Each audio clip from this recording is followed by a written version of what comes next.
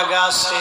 আমি আমার বিবি বললেন ঘরের ওই পাশে কাঠের মধ্যে আগুন দিয়ে মা আগুন তাপাইতেছিল, আগুনের পাশে বসেছিল রাত্রিবেলা শীতের মধ্যে।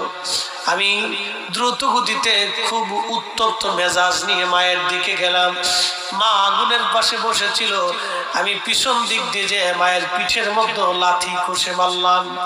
একটা লাথি মারার সঙ্গে সঙ্গে মা আগুনের মধ্যে ছিটকে আগুনের মধ্যে পড়ে গেল। আল্লাহর একজন ওলি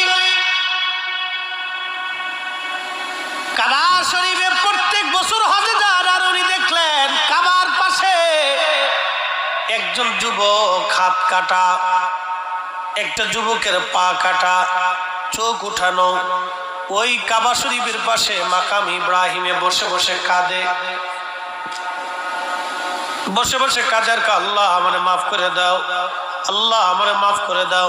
কিছু সময় পরে আল্লাহ আল্লাহ আল্লাহ আল্লাহ আল্লাহ আল্লাহ জিকির করে, আবার আল্লাহ আমারে মাফ করে দাও, আল্লাহ আমার ভুল হয়ে গেছে মাফ করে দাও, আল্লাহ আমার ভুল হয়ে গেছে মাফ করে দাও।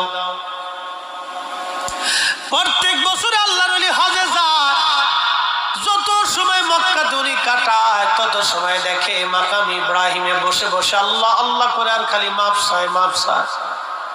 শেষ বেলা একদিন যে জিজ্ঞেস করলেন, হে আল্লাহর বান্দা, তুমি এখানে বসে বসে কান্দো, আমি দেখি তোমার পা কাটা, চোখ নাই, কারণ কি? তুমি ক্ষমা চাও। প্রত্যেক বছরই মাকাম ইব্রাহিমে তোমাকে দেখি, কারণ কি বলবানি? লোকটা চোখের পানি ছেড়ে দিয়ে বলে, হুজুর কে আপনি? বলে আমি শিবলি নোমানি। বলে হুজুর কারণ কি? কি জন্য আপনি জিজ্ঞেস করেন? বলে বন্ধুরে, তোমাকে যতবার আমি কাবায় আসছি ততবারই তোমাকে এখানে দেখি, কারণ কি? তোমার পা নাই, চোখ তোমার নাই, তুমি অন্ধ, তুমি কাঁদো। আল্লাহর বান্দা বলবা কি? তোমার জীবনের কি ঘটনা ঘটেছিল? তখন আল্লাহর বান্দা কেঁদে দিয়ে বলে, হুজুর আমার জীবনের একটা ভুল আমাকে এখানে নিয়ে আসছে, কিন্তু জানি না রাব্বে কারীম আমার জীবনের গুনাহ মাফ করছেনি।